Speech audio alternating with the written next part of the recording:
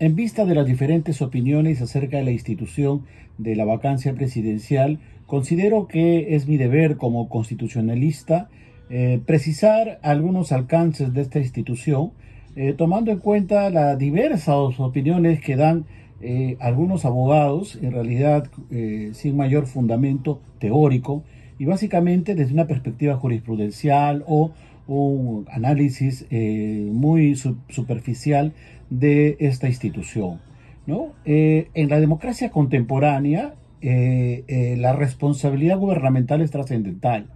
Es decir, la autoridad tiene que rendir cuentas del uso del poder.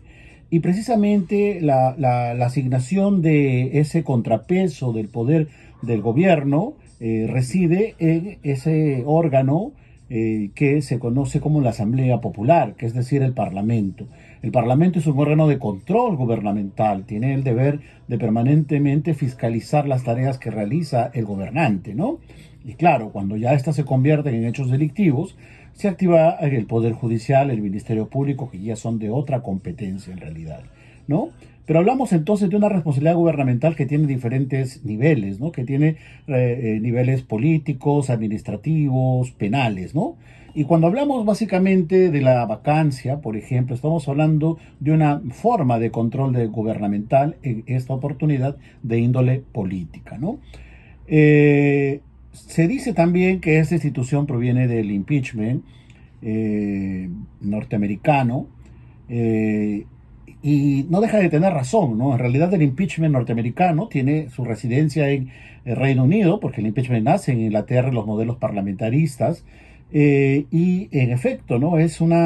Inicialmente surge para procesar a la autoridad por causas criminales, ¿no?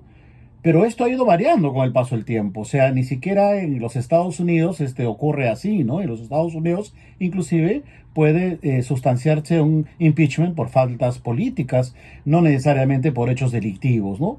Además, por cierto, en algunos países, sobre todo de esta raigambre jurídica, por ejemplo, es el Parlamento que se convierte en un tribunal, ¿no?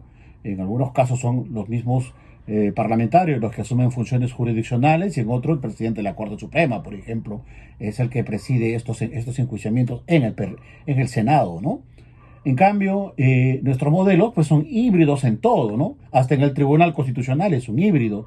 Claro, porque recepcionamos los orígenes de los diferentes modelos y los adaptamos a nuestros procesos y a nuestras realidades. Entonces van variando, ¿no? Entonces, evidentemente, las instituciones, como las hemos recogido con el paso del tiempo, se han ido adaptando a la realidad latinoamericana, ¿no? Por eso es que tenemos diferentes modalidades de juicio político en América Latina, ¿no?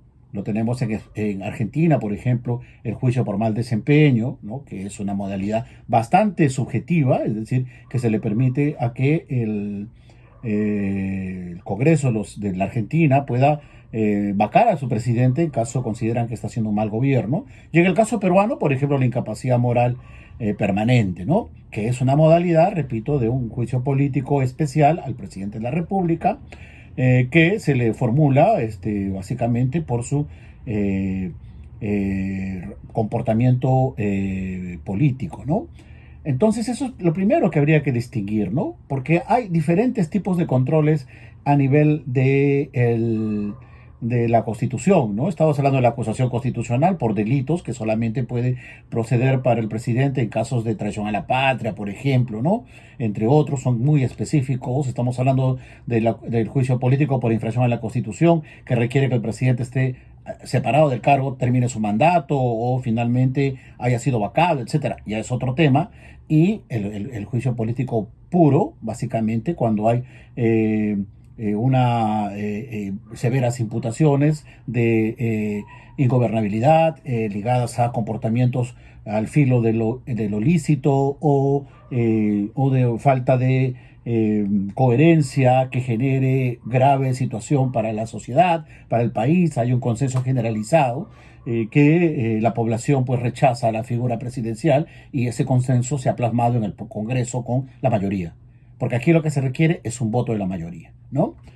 Yo tengo aquí el libro de León Martínez Felipe, uno de los grandes especialistas en derecho parlamentario de España, ¿no? Y habla, por ejemplo, en este caso, del control y de la inspección parlamentaria, y habla, repito, de la responsabilidad subjetiva de las autoridades. Fíjense qué interesante, ¿no?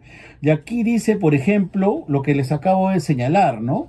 Que si bien el impeachment constituye el precedente inmediato de la responsabilidad política que los parlamentos pueden exigir a los gobernantes, fue creada la institución para perseguir delitos, ¿ok? Fue creada para perseguir delitos. Pero en la práctica se ha utilizado frecuentemente para destituir a las autoridades que deseaba desbancar en el entorno gubernamental y que no podían ser perseguidos según las leyes penales ordinarias. El impeachment fue en consecuencia más que un proceso judicial de depuración de actividades delictivas, un instrumento político para obtener la dimisión de la autoridad. El impeachment ha sido en realidad el instrumento que ha posibilitado la exigencia de responsabilidad política en los regímenes parlamentarios. Y en los regímenes presidencialistas, la institución ha tenido el mismo sentido, claras finalidades políticas. León Martínez, el IP, Tratado de Derecho Parlamentario, volumen 1, página 206. Esto debe entender claramente que estas figuras básicamente lo que generan es un reproche al comportamiento del gobernante. No estamos hablando aquí de hechos delictivos. Los hechos delictivos per se son competencia propiamente del Poder Judicial. Estamos hablando de hechos que sí pueden tener consecuencias delictivas, pero esencialmente lo que tiene que radicar en la vacancia es el consenso generalizado de la colectividad representada en la Asamblea Parlamentaria que visualice la incapacidad de poder mantener el régimen de gobierno en razón de que ya no hay el sustento básico para que éste pueda continuar. Y ese consenso generalizado implica, repito, ese consenso precisamente, o sea, es decir, un alto respaldo en la Asamblea Legislativa. Aquí hubo un problema. En la época del presidente Toledo, el Congreso quiso vacarlo en varias oportunidades y ciertamente no logró los números de votos necesarios. Y se interpuso una demanda de inconstitucionalidad contra varios artículos del reglamento, en el caso 65 congresistas. Y el Tribunal Constitucional, en esta línea coherente de la responsabilidad política que ya se pronunció el Tribunal Constitucional al respecto, el tribunal dijo, en ese momento, por cierto, no había nivel de votación para la vacancia, por lo cual podría proceder con una mayoría simple. El tribunal dijo, oiga, esta herramienta política subjetiva, valorativa, porque la moral es muy valorativa, es el reflejo de lo que la sociedad piensa que es lo correcto o no, y en un modelo parlamentario o un modelo democrático se hace por el Parlamento. Por eso hay que mejorar nuestro nivel de representación, pero ese es otro tema. Pero el Parlamento es el que les corresponde, porque el Parlamento hay mayorías y minorías, está representado prácticamente todos los sectores políticos de la población.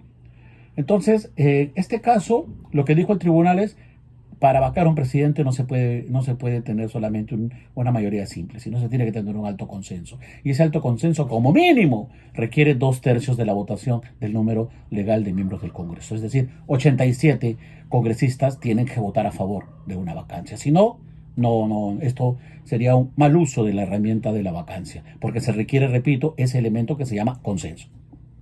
Entonces, he ahí el punto central, en el consenso. Y es por eso que es importante que los actores políticos entiendan la política desde la política y no se traslade el mismo a los predios judiciales, porque los actores judiciales tienen otra formación y otra manera de razonar. El nivel político debe permitir que en todo caso se tienda a niveles de negociación para uno o para otro lado, para el gobierno o para la oposición, y que finalmente pues impere lo que en su momento corresponda. Pero estamos hablando de un juego político basado básicamente en los consensos. Entonces eso es imprescindible llegar a entender para no generar esta zozobra frente a muchas opiniones que distorsionan el sentido de las instituciones y con esto le hacen un grave daño al final a la democracia, ¿no? Que requiere precisamente el respeto a las instituciones, a las normas y sobre todo a las decisiones políticas que se deban adoptar conforme a los procedimientos establecidos en la Constitución y en las normas de desarrollo constitucional. Ojalá que lleguemos a un nivel superior que nos permita el buen entendimiento, que como los dije en otra oportunidad, es quizás uno de los deberes constitucionales que aún están en el péndulo y que no hemos podido lograr, que es la concertación, la unidad, la unión, la tolerancia, la reconciliación, que parece que están en la agenda postrada, ahí en el tiempo, y que ojalá haya la oportunidad de que los gobernantes lo entiendan, que ese debe ser el mensaje por el Bicentenario.